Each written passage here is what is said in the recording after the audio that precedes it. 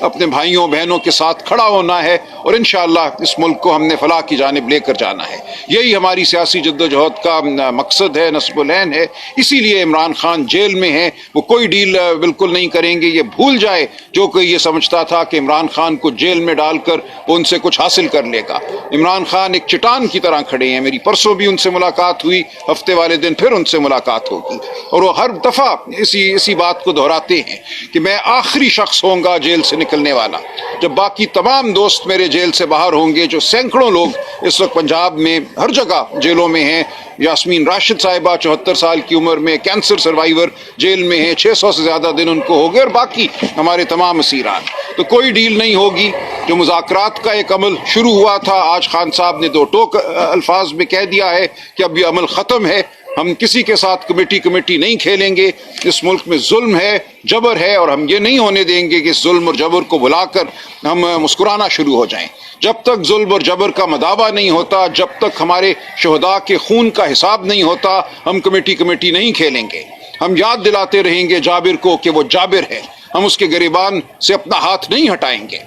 تو یہ عمران خان کا پیغام ہے، یہ ہماری سیاست ہے. ہم کوئی معذرت خواہانہ سیاست نہیں کر رہے، ہم دلیری کی سیاست کر رہے ہیں. ہم پاکستان کے عوام کی سیاست کر رہے ہیں، اور اس سب میں ہم اکٹھے ہیں. میں آپ کا شکر گزار ہوں، آپ کی ثابت قدمی کا شکر گزار ہوں، حلیم بھائی کا شکر گزار ہوں، سیکٹری صاحب کا، ہماری بہنوں کا شکر گزار ہوں کہ آپ ثابت قدم ہیں، آپ ڈٹے ہوئے ہیں، آپ کھڑے ہوئے ہیں. بہت شکریہ. سر میں چاہتا ہوں القادر کیس کو جس انداز میں آپ نے پوری قوم کو بتایا، اس شہر کو بتائیے، چونکہ شہر کپتان کا ہے، یہ شہر ہمارے قائد کا شہر ہے اور کپتان اس کا جانشین ہے. تو یہ سننا چاہتے ہیں کراچی سے بھی کہ القادر کیس جس کو پھنسایا گیا کیا ہے؟ القادر کچھ بھی نہیں ہے. یہ ایک ڈھونگ ہے.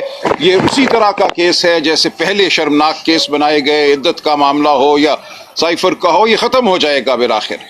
دیکھیے القادر کیا ہے، ایک جھوٹا بیانیہ گھڑا گیا کہ ملک ریاض کی رقم جو ہے وہ حکومت برطانیہ یا برطانیہ کی کرائم ایجنسی ریاست پاکستان کے خزانے میں ڈالنا چاہتی تھی، اور کابینہ نے کوئی ایسا عمل کیا جس کی وجہ سے وہ رقم جو ہے سپریم کورٹ کے اکاؤنٹ میں چلی گئی.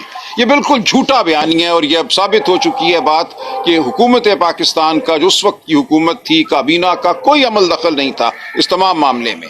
وہ ملک ریاض نے خود ایک معاہدہ کیا برطانیہ کی نیشنل کرائم ایجنسی کے ساتھ. انہوں نے ان کی جو بھی رقم منجمد کی تھی اس کو ڈی فریز کیا، اور اس کے بعد ان کے دستخط سے وہ رقم براہ راست سپریم کورٹ کے پاس آئی. اور سپریم کورٹ کے پاس آنے سے ایسا نہیں ہے کہ جو ان کے ذمے واجب الادا رقم تھی وہ ادا ہو گئی. 460 ارب روپیہ ملیر کی زمین کا انہوں نے دینا تھا، وہ جوں کا توں کھڑا ہوا ہے.